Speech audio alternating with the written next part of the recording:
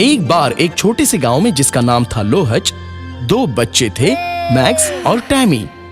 Max और Tammy एक खूबसूरत नीली झील के किनारे एक छोटी सी झोपड़ी में रहते थे। अब हर हफ्ते सोमवार को, जो मार्की शहर में मार्केट डे था, मैक्स और टैमी अपनी शॉपिंग करने जाते।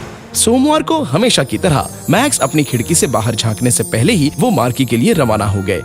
खरीदारी के लिए बढ़िया सुबह है। हाँ वो तो है। वो आकाश की ओर देख रहे थे।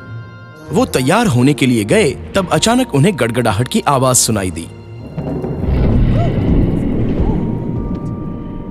वो क्या है? मैक्स टैमी को संदिग्ध रूप से देख रहा था। ये निश्चित रूप से मेरा पेट नहीं है। तभी उन्हें फिर से गड़गड़ाहट की आवाज सुनाई दी। ये खिड़की के बाहर से आई है।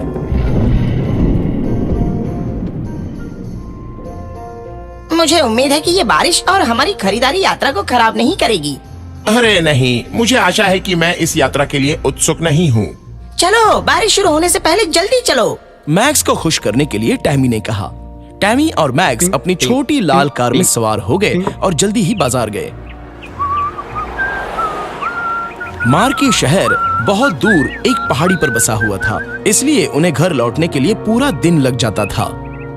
फिर थोड़ी देर बाद वही गड़गड़ाहट की आवाज सुनाई दी। झील के बाहर एक विशालकाय सिर दिखाई दिया। ये एक राक्षस था। राक्षस झील से बाहर निकल आया और किनारे पर बैठ गया। मैं बहुत भूखा हूँ और मेरा पेट लड़खड़ा रहा है। मुझे जल्द ही नाश्ता खोजने की जरूरत है। वो इधर उधर देखने लगा और पास में ही एक मकान भी देखा। याहू! ये छत मेरे नाश्ते के लिए ठीक रहेगी।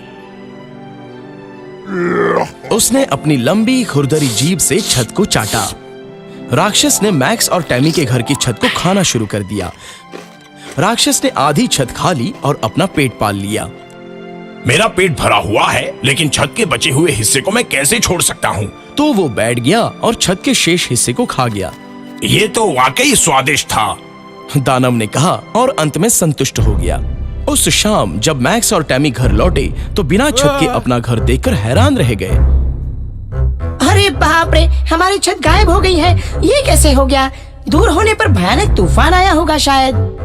मुझे यकीन है कि मैंने आज सुबह गड़गड़ाहट की आवाज सुनी, तो शायद हुआ भी होगा। अब छत की मरम्मत शुरू करने के लिए बहुत देर हो चुकी है। चलो कल सुबह काम शुरू करते हैं। आंट मैरी के घर चले और अपने लिए एक तंबू ले लेते हैं, टैमी ने कहा। आंटी मैरी का घर बहुत दूर नहीं था, इसलिए वो जल्द से लौट आए और एक तंबू लगा दिया। उन्होंने फिर एक कैंप फायर जलाया और उसके सामने बैठ गए।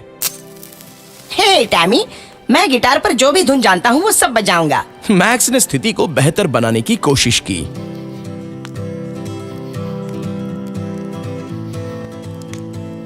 अरे ये बहुत अच्छा लग रहा है। टैमी ने ताली बजाकर और गाना गाकर मैक्स का साथ दिया।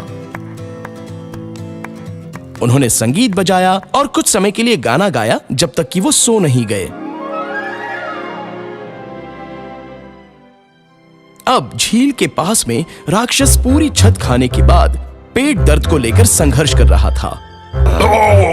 मेरे पेट में बहुत दर्द हो रहा है। मैं फिर कभी इतना खाना नहीं चाहूंगा, भले ही वो कितना ही स्वादिष्ट क्यों ना हो। राक्षस दर्द में रोने लगा।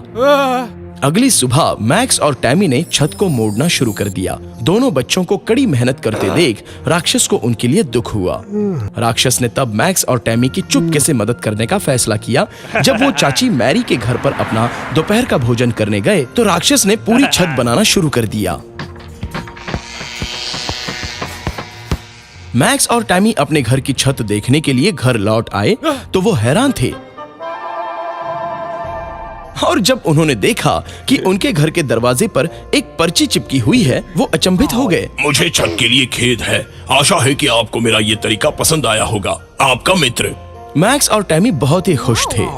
दयालु मित्र का स्वभाव देखकर वो अनुमान लगाते रहे कि ये कौन हो सकता है, लेकिन वो जान नहीं पाए। थोड़ी देर बाद उन्होंने एक बार फिर वही गड़गड़ाहट की आवाज सुनी।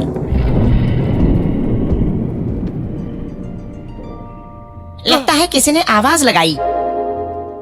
हाँ, आप सही हैं। यह फिर से राक्षस था, लेकिन इस बार वो खुशी से नाच रहा था।